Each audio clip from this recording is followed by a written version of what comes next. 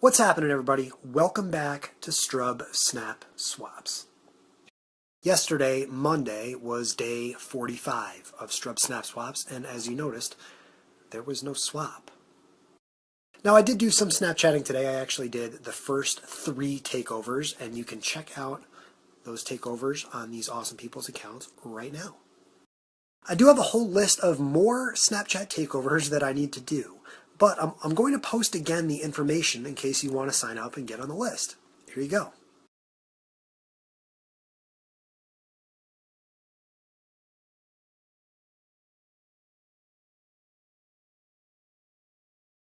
Now, why was there not a Strub Snap Swap on Monday?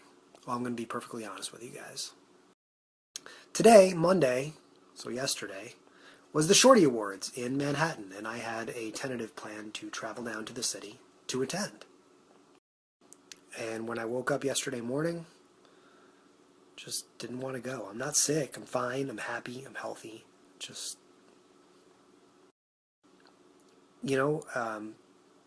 sometimes the nerves get the best of you, and that's just it. That's all it is. I'd love to tell you that this is the first time that something like this has happened to me, but, in San Francisco at Summit Live, I was almost throwing up in my room before I went on. Now, granted, I am pretty gassed, but that's not it, Sometimes I have self-confidence issues, and it is what it is.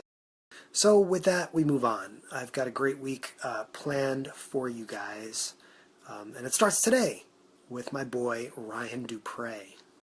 Those of you who have bought and read the book already know Ryan Dupre, and I won't go so far as to say he saved my life, but he certainly saved the trip in Baltimore. If you read the book, you know the 2 lowest points of the trip were New Mexico and Baltimore. Mostly New Mexico, though. I'm not even sure how to introduce Ryan Dupre, a man who changed the course of my life. Here he is.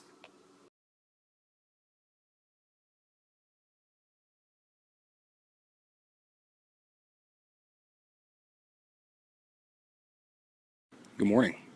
You're on the Appalachian Trail with me today, and you are here. I'm one of Chris's friends that he met on his trip last summer. Currently camped out at Annapolis Rocks in Maryland, waiting for a break in the rain so we can make some coffee. So I just got the bear bag out of the tree. Keeps the bears out of your food. And the sun is finally starting to come out, so we're going to make some coffee. Almost boiling. One step closer to breakfast. The best part of waking up is not being eaten by bears.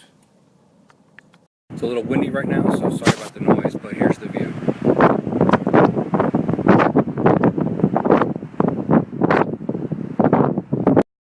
Took my time this morning, waited for the rain to stop and everything to get dry.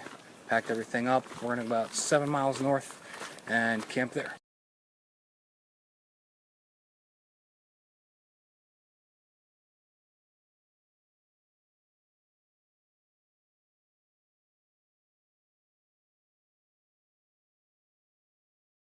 Phone battery is dwindling quickly, so I figured I'd get this thought out there while I have the chance. If you read Chris's book, you probably already know about his couple days in Baltimore, and like he said earlier, that was kind of a low point in the trip for him. But that's in the book. The part that Chris doesn't tell you, because he didn't know, was that when he called me that morning, I did not feel like going anywhere or doing anything at all. That's partially because of the odd situation of meeting someone for the first time that you've only seen on the internet to do something you know very little about, combined with laziness. So needless to say, being able to help Chris out with the pay away, the layaway for kids going back to school and seeing the looks on their faces was worth the whole morning.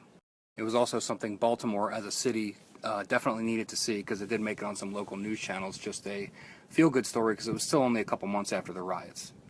So long story short, I'm really glad Chris kind of talked me into heading out that morning. It was more than worth it, and then we got to hang out and eat after, and I got to hear more about his trip. It was great. In case the battery drains before I get to where I'm going, thought I'd give you a shot of the view. Nice meeting all you guys.